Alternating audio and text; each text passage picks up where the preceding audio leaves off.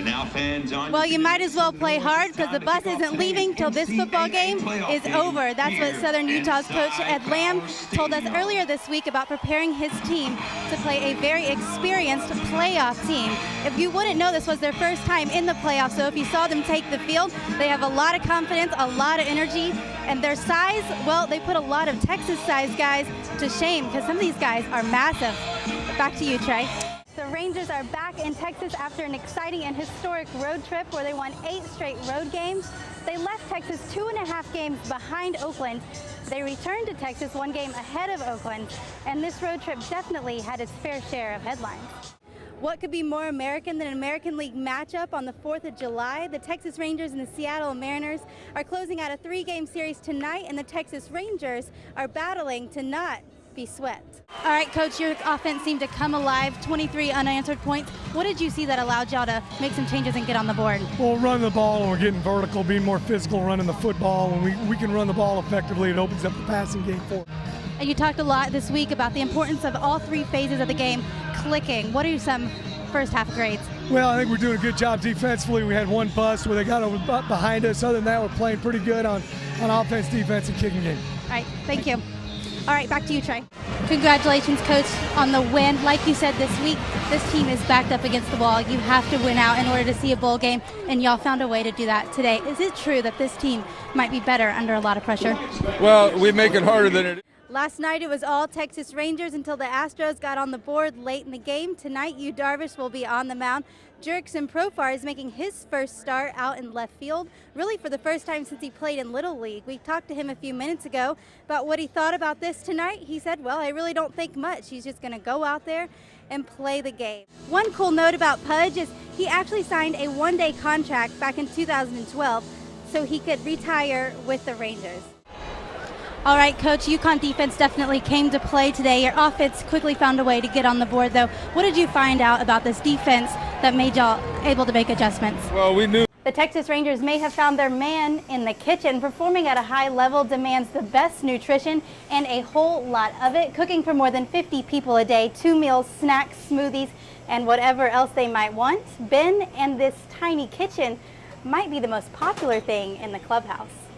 The Astros are 24 games under 500, but both manager Ron Washington and David Murphy said you can't look at records, especially in the game of baseball. This is only the second time these two teams have met since the '89 season, a game that quickly turned into be known as the Miracle on Mockingbird. A miracle because it was SMU's first win after the death penalty and only their second time back out onto the field. Even more of a miracle, they were down by 17 points going in with 5 minutes left to play, and they came back to win 31-30, guys. Thank you. The Rangers start the second half of the Major League Baseball season tomorrow against the Baltimore Orioles. And Crush Davis, a guy they traded back in 2011 for struggles at the plate. Now he can hit just about anything you throw at him. We've been humbled. That's what Coach Lamb told me just a few minutes ago as they were taking the field for the second half. He said, we've given up as many yards as we normally do throughout an entire game, and we've had several penalties. We need to get back to what we know how to do. Thank you. David Murphy also added that this trade brings a renewed sense of confidence to the team, knowing that their front office believes they can go far into October. The Rangers kick off an 8-game homestand. Ogando will be on the mound to get things started against the Milwaukee Brewers. And guys, don't forget, a couple days ago, John Daniels said if the Rangers win 10 straight games, he'll cut his hair just like manager Ron Washington. We just talked to Wash a few minutes ago. He said, man, I really want to win, but hopefully he'll find a different bet. Rangers fans had a lot to cheer for last night when they beat the Red Sox 7-0. Derek Holland on the mound had a season-high 9 strikeouts over a solid 8 innings. Derek Holland on the mound tonight for the Rangers. It's hard to believe he has only won 2 games here at the ballpark this season when he's really been very consistent. Adrian Beltre broke out of his slump just as Coach Washington said he would.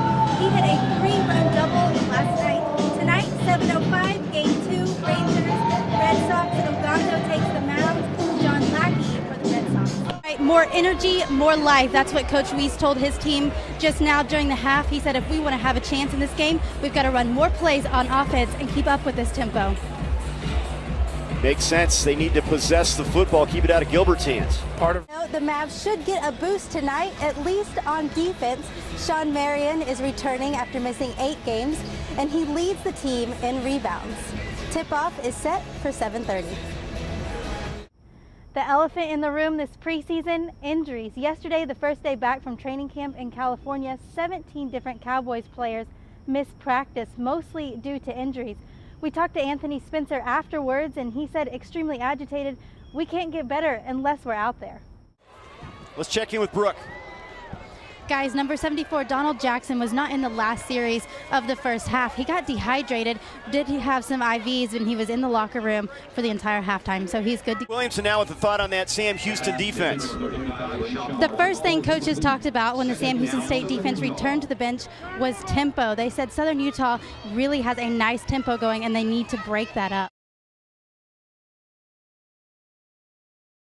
Tonight's game against the Seattle Mariners is way more than just a baseball game. It's a community coming together to support those affected by the West Texas explosion earlier this week.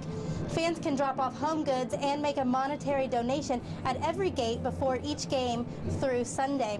Now, it seems like we were just talking about the Rangers and the Mariners going head-to-head, as last week they were up there in Seattle where they split that 4-game series. Tonight, Yu Darvish will be on the mound, and he has yet to be successful against the Mariners. And listen to this. The Mariners have had 48 straight games with at least one run. The first pitch is set for 7:05. The Rangers win 9-5 today against the Arizona Diamondbacks, and Justin Grimm had his 3rd consecutive quality start and continues to make the argument for why he should be a regular in the rotation. Grimm pitched really well, except knows that he can pitch up here and he can be competitive up here, and I think that's the biggest step. And then today you saw it, he was throwing curveballs, changeups, even mixing a couple sliders, which he hadn't thrown before. So it's just a progression with young guys, and he's continued to get better. You can't beat experience out there, so just running out there every 5th, 6th day is pretty big right now, and being able to compete and show them I can compete, I'm feeling pretty good about that. And here's another thing. Every player today in the lineup had a hit. That's something you don't see very often. Also, Moreland and Murphy both had homers. Tomorrow night, Derek Holland will be on the mound against the Royals. Tonight is the rubber match between the Texas Rangers and the Cleveland Indians. And after last night's loss to the struggling Tribe, the Texas Rangers have made some changes in the lineup going into today's game, including placing Profar in the leadoff spot. And some injury news to update you on. Ian Kinsler was out on the field throughout the entire batting practice today, taking ground balls and going through a complete workout. His return, though, is still up in the air. All right, the first pitch is set for 7:05 between the Texas Rangers and the Cleveland Indians. Thanks, Mike. We're out here at the ballpark. Tonight is game 1 of a 4-game series with the Toronto Blue Jays.